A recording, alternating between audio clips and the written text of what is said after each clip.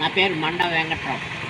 నేను తెలుగుదేశం పార్టీ విభిన్న ప్రతిభావంతుల రాష్ట్ర ఉపాధ్యక్షుడిని, సక్సెస్ డివిజన్ కన్వీనర్ని, దివ్యాంగుల కాలనీ ప్రెసిడెంట్ని.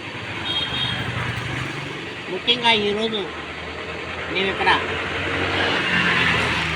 చేయటం ఏంటంటే దురదృష్టకరమే. ప్రభుత్వం మాది తెలుగుదేశం ప్రభుత్వం. ఇక్కడ ఉన్నటువంటి వాళ్ళ ప్రతి ఒక్కరూ తెలుగుదేశానికి వేసాము, ప్రభుత్వానికి తెలుగుదేశానికి వేసాము.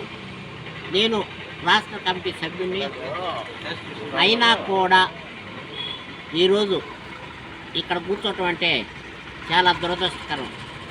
మా ఈ కబ్జాకు గురి అవుతున్నాయి బాబో అని మేము ఎలుగెట్టి ఆడుతున్నా ఒక్కరు కూడా పట్టించుకుని నాదులు లేదు. ఎన్నోసార్లు మెసేజ్లు పెట్టాం, ఫోన్లు చేసాం, అందరికీ చేసాం, ఒక్కరు కూడా పట్టించుకోలే. గతి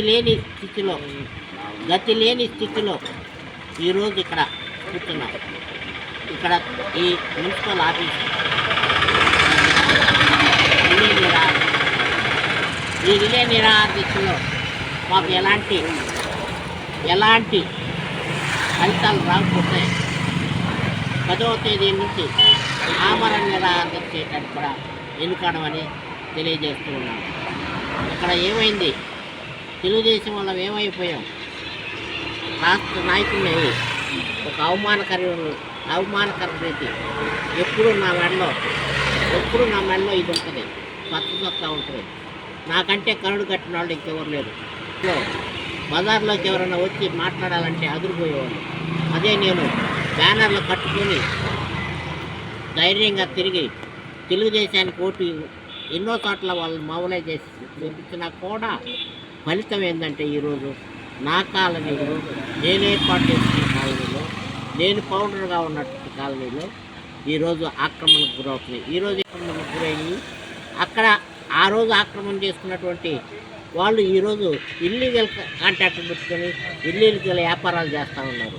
నేను అది కూడా చెప్పా, పోలీసు వారి దగ్గర నుంచి రెవెన్యూ వారికి అందరికీ చెప్పా, నాయకులకి మొత్తానికి ఇల్లీగల్ కాంట్రాక్ట్ ఉన్నాయ్యా బాబు, రోజుకొక సోఫా వస్తుంది, రోజుకొక బెడ్ వస్తుంది, రోజుకొక టీవీ వస్తుంది బాబు, మేము బతకలేకపోతున్నాం, మా దగ్గరికి రావాలంటే మా కాలనీలో వాళ్ళు రావాలంటే భయపడుతున్నారు, అదిరిపోతున్నారు అని కూడా చెప్పారు. అయినా పట్టించుకోలేదు. అన్నీ 2 సంవత్సరాలు అయింది. 2 సంవత్సరాలు అయితే ఏమి కాలేదు. కాబట్టి ఇకనైనా ఇక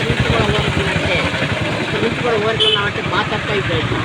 అందుకని మా హక్కులు మేము సాధించుకోవడం కోసం మేము ఈరోజు రిలే నిరాదీక్ష చేస్తూ ఉన్నాం. చెప్పడం అయిపోయింది, చెప్పాము, తర్వాత ఇది ధర్నాలు చేయడం అయిపోయింది. ఇప్పుడు రిలే నిరాదీక్ష కాడికి వచ్చాము. ఇది అయిపోగానే నెక్స్ట్ మంగళవారం నుంచి ఆమరణ నిరాదీక్ష చేస్తాం. ఇది మాకు కాలు కాకపోతే కాలు వచ్చే చాలా ఆనందంగా కాలు చేస్తారని నేను రాజకీయ నాయకుల్ని, ఇక్కడ ఉన్నటువంటి అధికారుల్ని కోరుకుంటున్నాను.